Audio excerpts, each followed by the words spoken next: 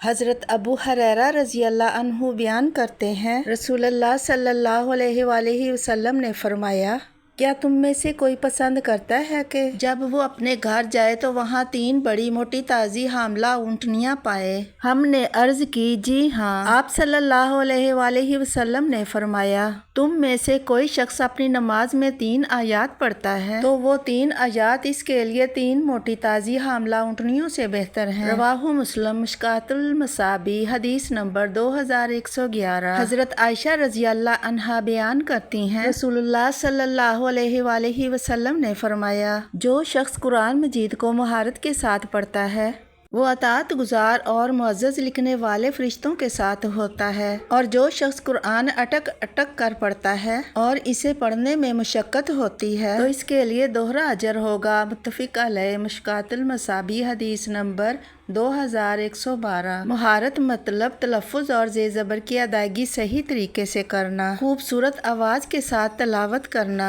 اتنا اجر کہ معزز اور فرما بردار فرشتوں کے ساتھ ہوگا۔ سبحان اللہ۔ اٹک اٹک کر پڑھنے کا مطلب یعنی سیکھنے وقت مشکل پیش آنا، زبان توتلانا یا غلطیوں کے باوجود سیکھنے کی کوشش کرتے رہنا، اور اس میں جو مشقت اٹھانی پڑتی ہے اس کا اجر علیحدہ۔